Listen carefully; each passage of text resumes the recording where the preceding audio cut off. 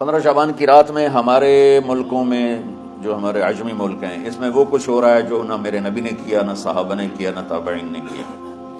عجیب و غریب عبادات گھڑ لی ہیں، عجیب و غریب اس کے اعمال بنا لیے ہیں اپنی طرف سے، اور مسجدیں بھری ہوتی ہیں اور روشنیاں لگی ہوتی ہیں اور وہ آتش بازی ہو رہی ہوتی ہے۔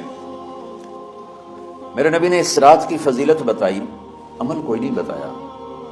جیسے یہاں کوئی صلاۃ تسبیح کی جماعت کرا رہے ہوتے ہیں، کوئی اجتماعی تہجد پڑھ رہے ہوتے ہیں، کوئی دیگیں چڑھا رہے ہوتے ہیں، کوئی آتش بازی کر رہے ہوتے ہیں، تو وہ اس میں اتنا غلو ہو گیا ہے کہ یہ بھی ٹھیک نہیں۔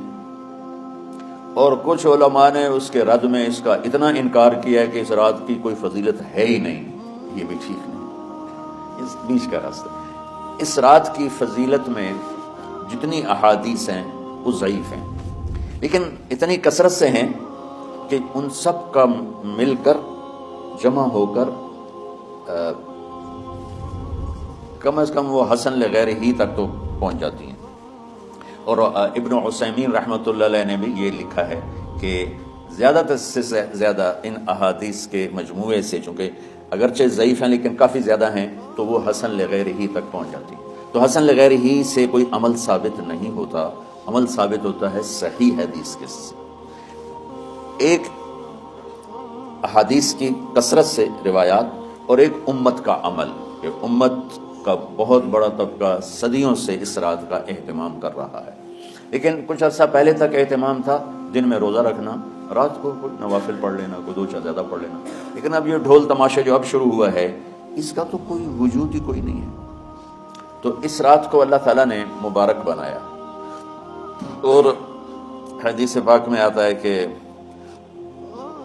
اللہ تعالیٰ اس رات میں ساری دنیا کے لوگوں کی بخشش فرماتا ہے سوائے 5 آدمیوں کے، 5 کے سوا سب اہل ایمان کی بخشش ہو جاتی ہے۔ مشرک، المشرک، پہلا مشرک، دوسرا مشاحن، مشاحن کیسے کہتے ہیں؟ دل میں بغض رکھنے والا، کینہ رکھنے والا۔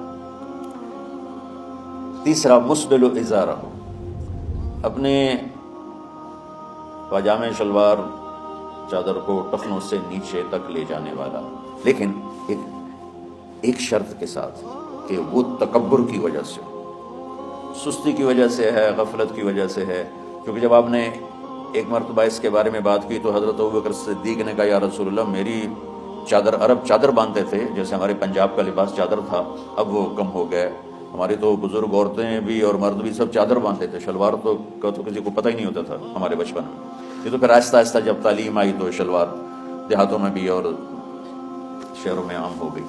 تو اگر وہ اس لیے لٹکا رہا ہے کہ طبیعت میں تکبر ہے، پھر اس وعید کا وہ حقدار ہے۔ اگر ویسے اس کی نیچے جا رہی ہے تو میرا مالک ایسا، وہ تو ہے ہی رحیم و کریم، ہے ہی رحیم و کریم، ہے ہی رحیم و کریم۔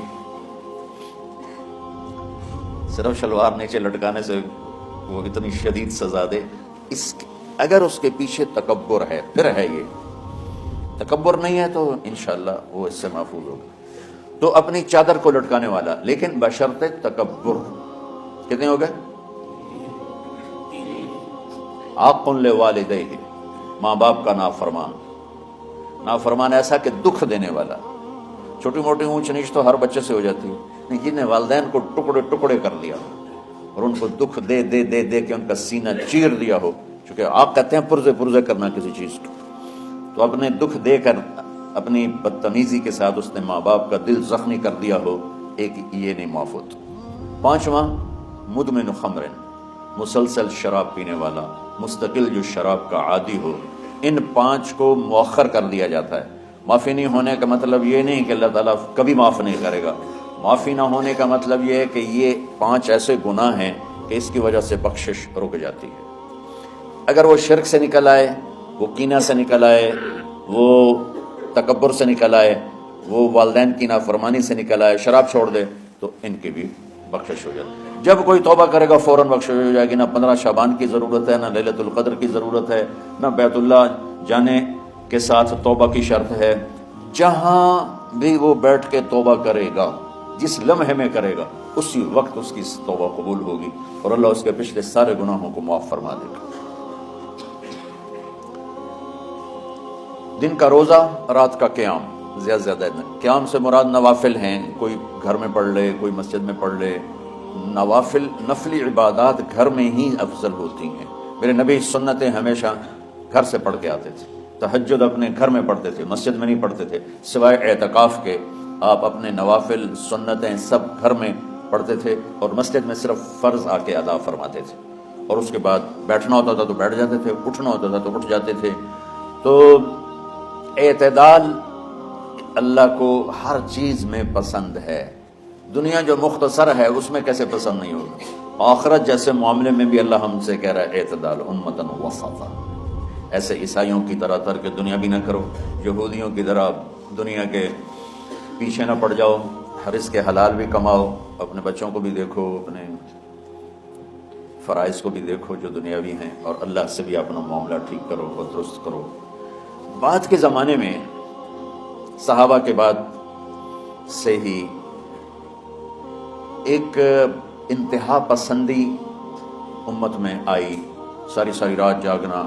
فلاں بزرگ تھے، وہ رسے سے اپنے بالوں کو باندھ لیتے تھے کہ نماز پڑھتے پڑھتے جب نیند آئے اور جھٹکا لگے تو رسے سے بندھے ہوئے بالوں سے اس جھٹکے سے تکلیف ہو اور ان کی آنکھ کھل جائے اور پھر نفلوں میں شروع ہو۔ ایک فلاں بزرگ تھے، وہ اپنے آنکھوں میں نمک کا سرما لگاتے تھے تاکہ آنکھیں جل جائیں، اور اس میں وہ جلن پیدا ہو جائے اور نیند اڑ جائے۔ یہ ایسے واقعات بھرے پڑے ہیں۔ فلاں بزرگ تھے، انہوں نے 30 سال عشاء کے وضو سے فجر کی نماز ادا کی۔ یہ اپنی جگہ پہ بزرگی ہے، لیکن یہ بھائیو یہ دین ہم پیش نہیں کر سکتے۔ فلاں بزرگ تھے، وہ 30 سال سے ستو کھا رہے تھے کہ روٹی کھانے اور ستو کھانے میں 70 دفعہ سبحان اللہ کا فرق پڑ جاتا ہے، تو روٹی کھائیں تو 70 دفعہ سبحان اللہ کم کہہ سکتے ہیں، اور ستو کھائیں تو 70 دفعہ سبحان اللہ زیادہ کہہ سکتے ہیں۔ تو لہٰذا انہوں نے کہا مجھے تو 30 سال ہو گئے، میں تو ستو کھا رہا ہوں، میں تو روٹی نہیں کھا رہا۔ یہ دین نہیں ہے، یعنی یہ وہ دین نہیں جو ہم انسانیت کو پیش کر سکتے۔ یہ تو لوگوں کو دوڑانے والی بات ہے، یہ رہبانیت کی شکل ہے۔ یہ وہ دین نہیں جو ہم لوگوں کو پیش کریں گے تو وہ کہیں گے واہ واہ واہ واہ کیا دین ہے بھائی، قبول کرو۔